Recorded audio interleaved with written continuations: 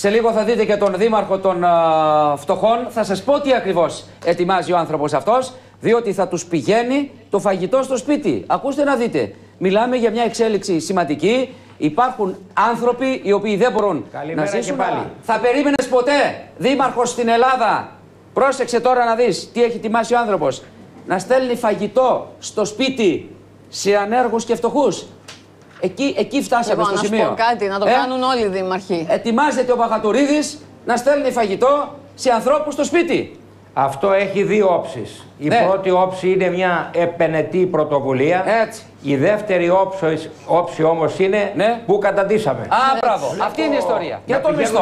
Πάρα πολύ και εκτός Δήμου Περιστερίου στον κύριο Παχατουρίδη για να διευκολυνθούν στην διαβίωσή τους και μόνο, στην επιβίωση. Αν έλεγες πριν από 5 χρόνια ότι θα πηγαίνει δήμαρχος φαγητό στο σπίτι των δημοτών, θα σου λέγανε ή τρελό ή ότι ζει σε άλλο κόσμο. Πάντως ο κύριος Παχατουρίδης, έτσι για να το πούμε μια και το έφερε η κουβέντα, έχει κατά το παρελθόν κάνει και άλλες πρωτοβουλίες επιτυχής. Σωστό. Δεν είναι η πρώτη φορά. Είναι και η κάρτα. Τώρα είναι πολύ επίκαιρη και καλύπτει μια βασική ανάγκη πλέον επιβίωσης συγκεκριμένα στην Ελλάδα. Από παντού, αλλά τηλεφωνήματα κυρίως, διότι είχαν όλη την περιέργεια να μάθουν ποιος είναι αυτός ο δήμαρχος που στηρίζει, βοηθά τόσο πολύ τους φτωχούς.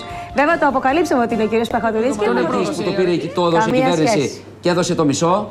Ο Παχατουρίδης δίνει ολόκληρο το επίδομα αλληλεγγύης και θα συναντιγράφεται σε λίγο χρονικό διάστημα. Φαγητό ακόμη και στο σπίτι για αυτούς που έχουν πραγματική ανάγκη. Και με σλόγγαν αυτή είναι κάνω το η δημοτική κάρτα κατοίκον. αλληλεγγύη και καινοτομία για τους ανθρώπους που έχουν ανάγκη. Δεν θα μπορούσε ποτέ ο Παχατουρίδης να απουσιάζει από αυτή την εξέλιξη. Φαγητό στο σπίτι.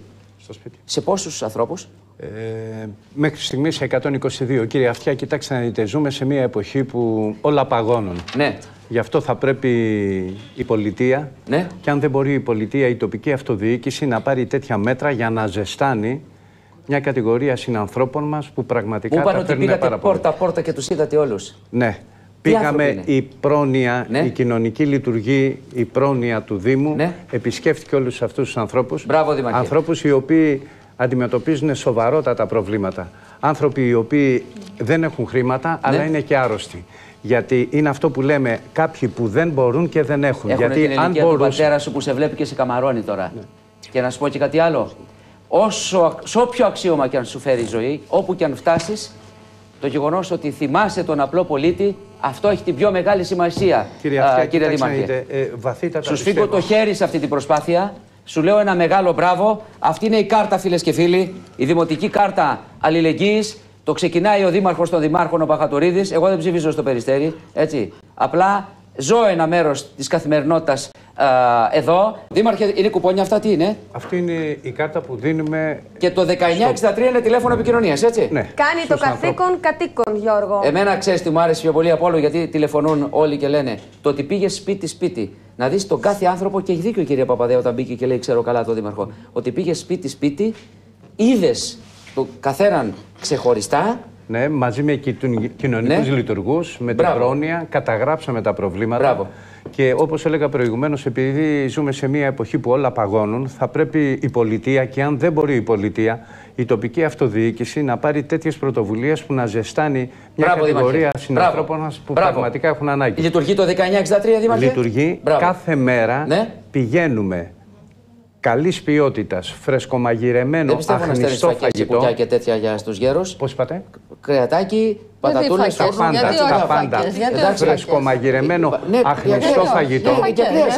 Κύριε Αυτιά, χτυπάμε την πόρτα αυτών των συνανθρώπων μας. Καταρχήν βγάζουμε τη μοναξιά έξω, γιατί η μοναξιά σκοτώνει.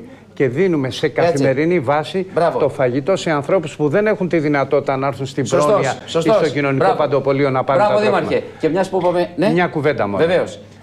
Κύριε Αυτιά, μπορεί τα τελευταία χρόνια να φτιάξαμε στο Δήμο μας ένα δημαρχείο που απευθύνεται σε 500.000 κόσμο. Μπορεί να φτιάξαμε γήπεδα που να απευθύνονται σε 10.000 κόσμο.